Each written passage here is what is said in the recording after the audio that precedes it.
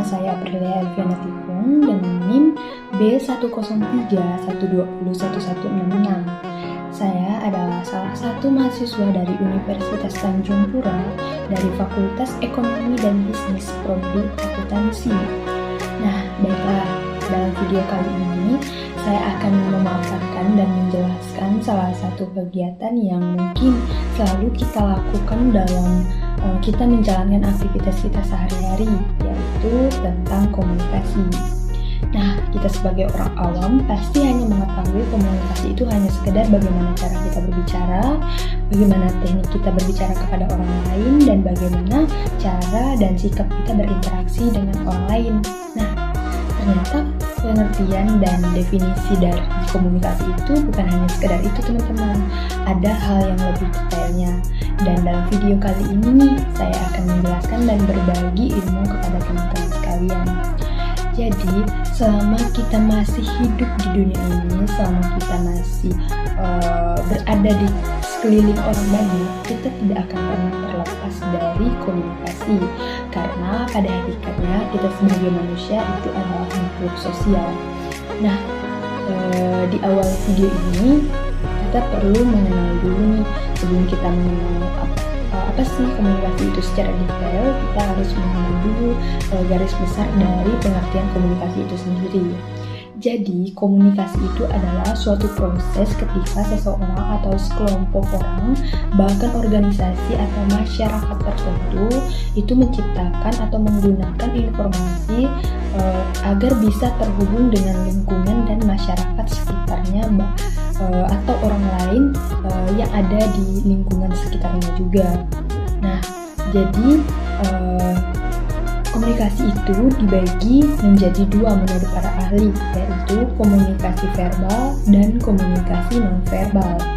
Nah, saya akan menjelaskan satu persatu dari komunikasi verbal dan non-verbal itu.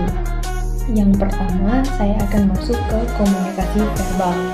Jadi, komunikasi verbal itu adalah komunikasi yang menggunakan kata-kata baik secara lisan maupun secara tulisan. Nah, komunikasi verbal ini paling banyak dipakai atau digunakan orang lain atau antar manusia untuk mengungkapkan perasaan ataupun emosi, pemikiran, gagasan, dan fakta, data, dan informasi serta menjelaskannya untuk bisa saling bertukar perasaan dan pemikiran dengan orang lain. Nah, dari komunikasi verbal ini ada dua unsur, teman-teman, yaitu unsur kata dan unsur bahasa. Di mana unsur kata itu adalah lambang terkecil dari bahasa, atau dengan pengertian lain itu adalah lambang yang mewakili sesuatu hal, baik itu orang, barang, kejadian, atau keadaan tertentu. Nah, makna kata itu tidak ada pada pikiran orang. Tidak ada hubungan langsung antara kata dan hal yang terjadi. Yang berhubungan langsung hanyalah kata dan pikiran orang. Jadi komunikasi verbal ini pada intinya itu adalah sebuah bentuk komunikasi yang diantarai, ataupun seringkali kita mencoba membuat kesimpulan terhadap makna apa yang diterapkan pada suatu pilihan kata, dan kata-kata yang kita gunakan itu adalah abstraksi atau hal yang telah disepakati maknanya, sehingga komunikasi verbal ini bersifat intensional dan harus dibagi di antara orang-orang yang terlibat dalam komunikasi tersebut. Nah, poin yang kedua tadi adalah bahasa, di mana bahasa itu adalah suatu sistem atau lambang yang memungkinkan orang berbagi makna. Dan dalam komunikasi verbal ini, lambang bahasa yang dipergunakan itu adalah bahasa lisan, tertulis pada kertas seperti surat, ataupun elektronik, ataupun melalui seperti media WhatsApp, Instagram, dan sebagainya. Dan bahasa itu memiliki 3 fungsi yang erat hubungannya dalam menciptakan komunikasi yang efektif. Dan fungsi itu digunakan untuk mempelajari dunia sekitarnya atau untuk membina hubungan baik antar sesama dan menciptakan ikatan-ikatan yang baik pada kehidupan manusia yang ada pada zaman sekarang ini. Dan berdasarkan teori yang sudah dikemukakan oleh para ilmuwan, itu ada beberapa teori, yaitu 3. Yang pertama adalah operant conditioning theory, yaitu teori yang dikembangkan oleh seorang ahli psikologi yang bernama Skinner pada tahun 1957. Jadi teori ini menekankan adanya unsur rangsangan atau stimulus, serta tanggapan atau respon, bahkan yang lebih kita kenal dengan istilah SR. Nah, jadi teori ini menyatakan jika satu organisasi dirancang oleh stimulasi dari luar, maka orang cenderung akan memberikan reaksi. Dan contohnya itu, anak-anak akan mengetahui bahasa karena ia diajarkan oleh orang tuanya atau meniru apa yang diucapkan oleh orang lain. Karena kita tahu ketika Anda anak yang masih kecil, dia pasti bisa berbicara itu karena 2 pilihan. Yang pertama, karena memang diajarkan oleh orang lain, dan yang kedua, karena dia mendengarkan apa yang diucapkan oleh orang lain. Nah, seperti itu. Adapun teori yang kedua, yaitu adalah cognitive theory, yaitu teori yang dikembangkan oleh Noam Chomsky, yaitu ia menyatakan bahwa kemampuan berbahasa yang ada pada manusia adalah pembawaan biologis yang dibawa sejak lahir. Jadi ilmuwan ini ataupun Noam Chomsky ini mengatakan bahwa sebenarnya komunikasi itu adalah sesuatu yang memang ada sejak kita lahir, ataupun bawaan biologis kita yang memang sudah ada sejak kita lahir gitu. Jadi bukan karena hal-hal yang di luar itu. Dan adapun teori yang ketiga itu adalah mediating theory atau teori penengah. Itu adalah teori yang dikembangkan oleh Charles Osgood, yaitu teori ini menyatakan bahwa manusia dalam mengembangkan kemampuannya di bidang berbahasa atau berbicara, atau kita kenal dalam konteks pembahasan kita ini, yaitu tentang komunikasi, itu tidak saja berinteraksi terhadap rangsangan yang diterima dari luar, tetapi juga dipengaruhi oleh proses internal yang terjadi dalam dirinya. Jadi apapun reaksi dari orang yang menerima pesan itu bukan hanya semata-mata karena rangsangan dari ataupun stimulus dari pemberi informasi, tetapi juga itu dipengaruhi oleh keadaan yang terjadi dalam dirinya atau secara internal.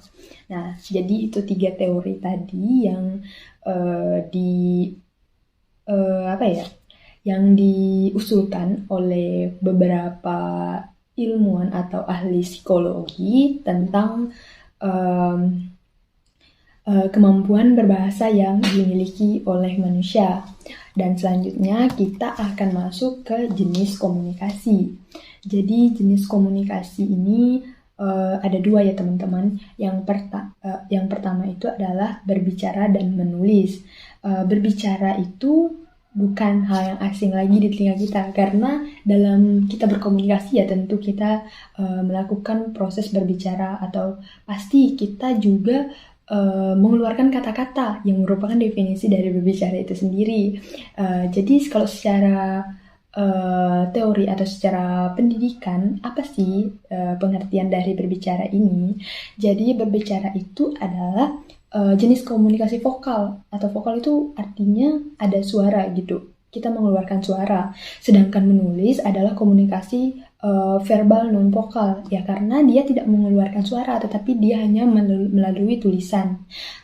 Presentasi dalam rapat itu adalah contoh dari komunikasi verbal vokal karena dia mengeluarkan suara. Sedangkan surat menyurat adalah contoh dari komunikasi non-verbal atau non-vokal. Karena dia berbentuk tulisan, jadi dia tidak mengeluarkan suara, hanya memaparkan tulisan seperti, oh ini suratnya. Nah, seperti itu.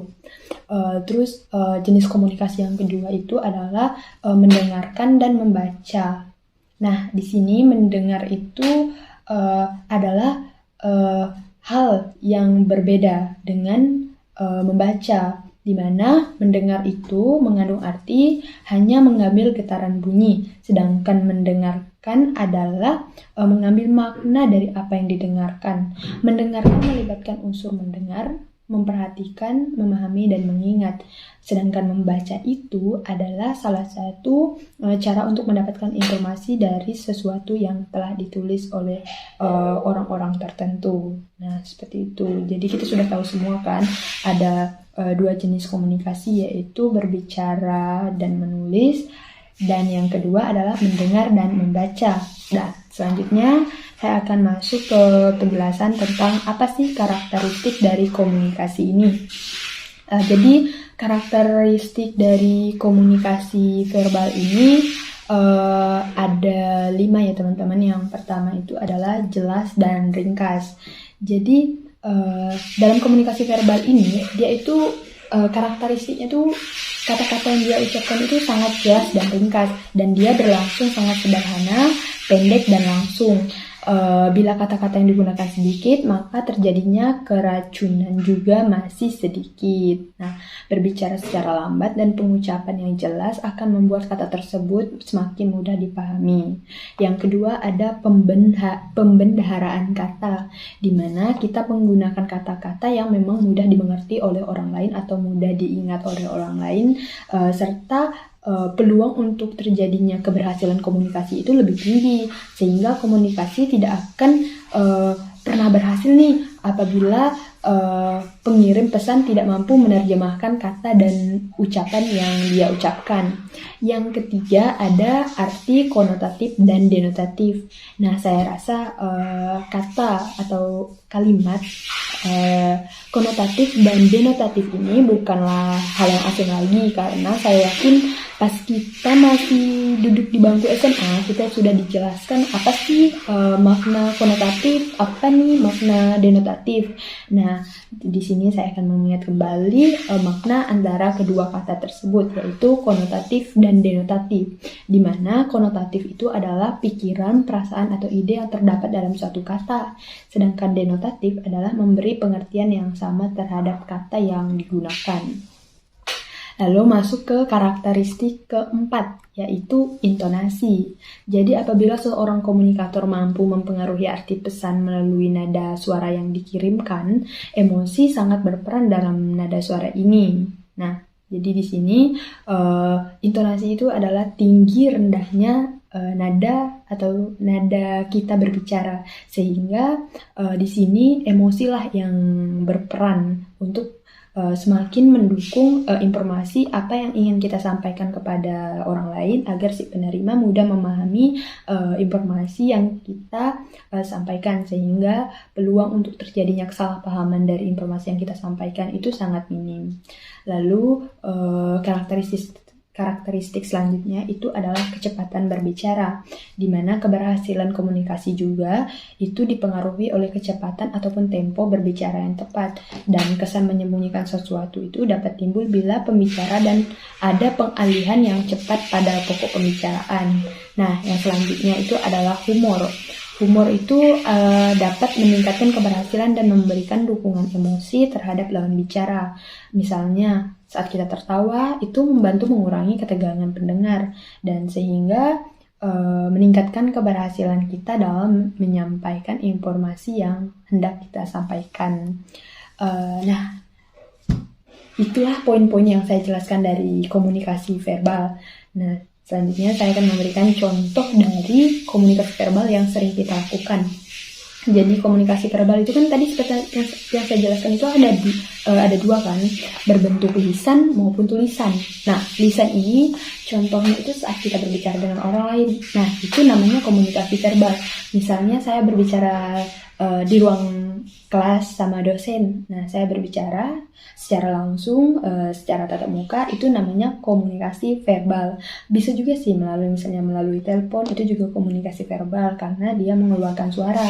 Sedangkan komunikasi yang berbentuk tulisan itu bisa melalui WhatsApp, melalui IG ataupun melalui surat. Nah, surat ini kan sering dipakai orang pada zaman dahulu, sehingga kita menerima pesan itu sangat lama, dan sekarang kan sudah ada yang namanya teknologi seperti WhatsApp tadi. Nah, itulah contoh dari komunikasi verbal yang berbentuk lisan maupun tulisan.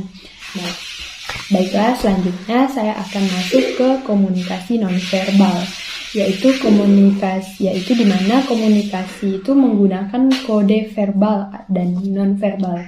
Kode nonverbal ini disebut isyarat atau bahasa diam atau silent language. Itu adalah melalui komunikasi nonverbal ini kita bisa mengetahui suasana emosi seseorang, apakah ia sedang bahagia, marah, bingung, atau sedih. Dan kesan awal kita mengenal seseorang sering didasarkan pada perilaku nonverbalnya yang mendorong kita untuk mengenal lebih jauh bagaimana sih suasana hati atau emosi dari orang yang menyampaikan informasi tersebut.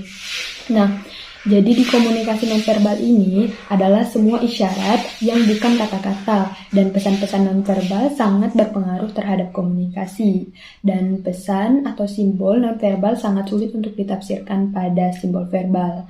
Bahasa verbal yang sealur dengan bahasa nonverbal itu, contoh ketika kita mengatakan ya, pasti kepala kita mengangguk-anggukkan. Nah, itulah contoh dari komunikasi nonverbal. Kalau kita berbicara ya, itu artinya kita berkomunikasi secara verbal, dan ketika kita mengangguk iya, nah itu artinya kita secara tidak langsung itu sudah berkomunikasi menggunakan dua jenis, yaitu verbal dan nonverbal. Nonverbalnya ya ketika kita secara spontan mengangguk kepala untuk mengatakan iya.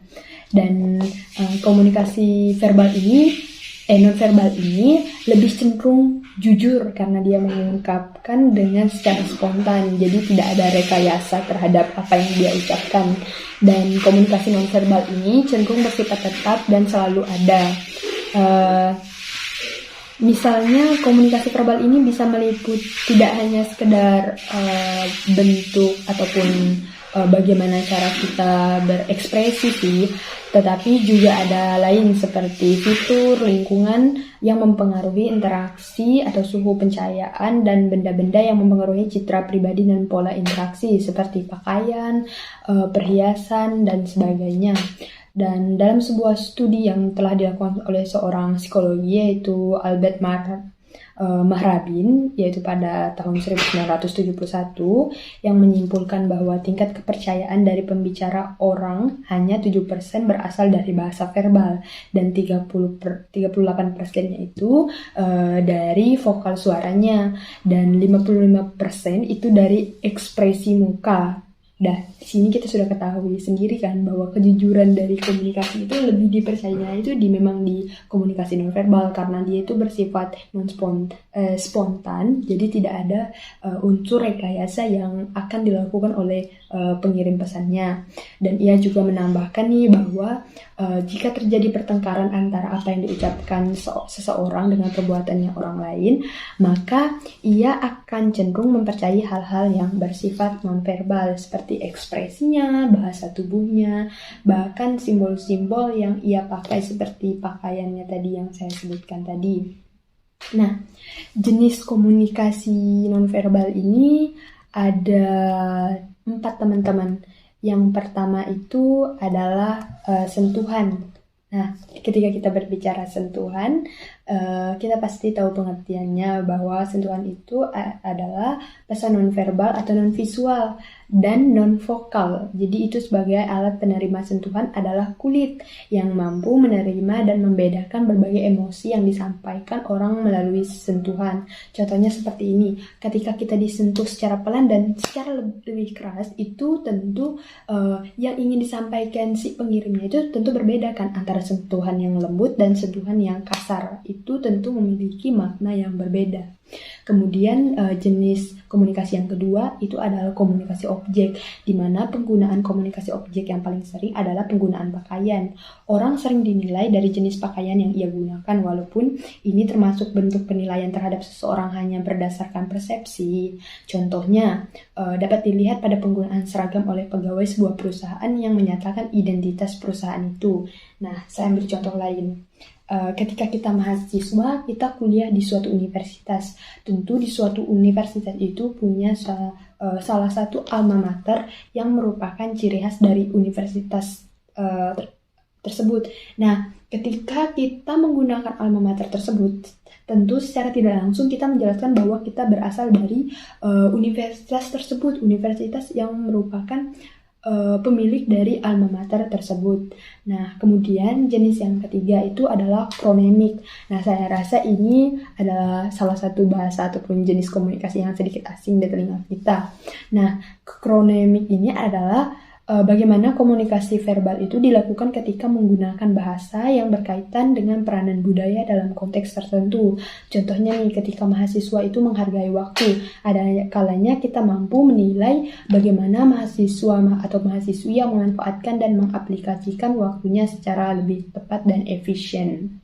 Yang terakhir itu ada gerakan tubuh.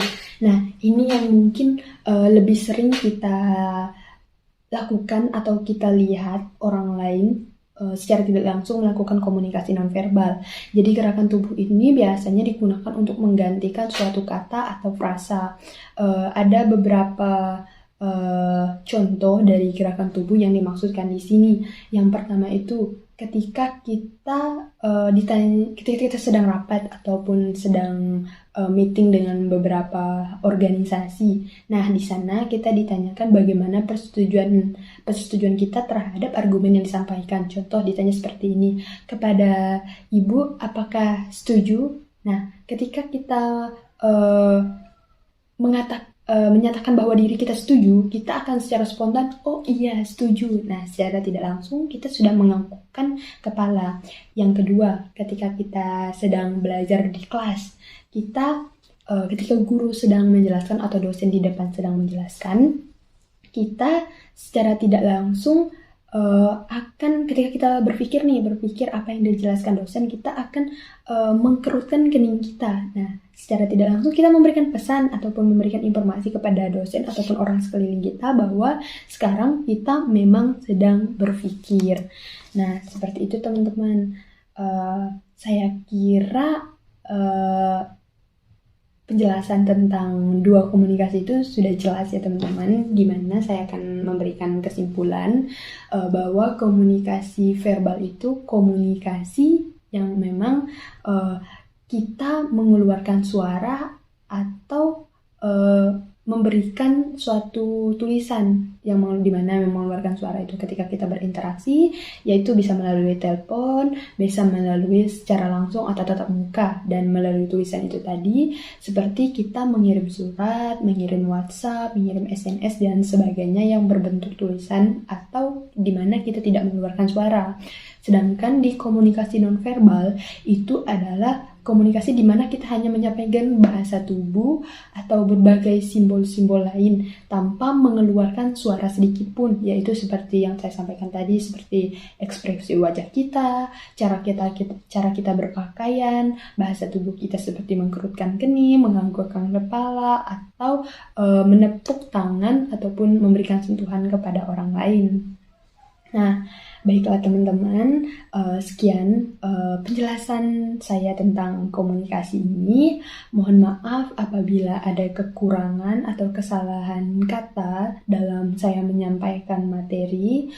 Semoga apa yang saya sampaikan dalam video kali ini dapat bermanfaat bagi teman-teman sekalian dan dapat teman-teman terapkan agar seperti yang saya sampaikan di awal tadi, tidak terjadinya kesalahpahaman kita dalam berkomunikasi dengan orang lain. Karena kita sebagai makhluk sosial, selama kita masih bernapas di dunia ini, kita tidak akan pernah terlepas dari yang namanya komunikasi. Baiklah teman-teman, sekian dari saya. Terima kasih dan sampai jumpa di video selanjutnya.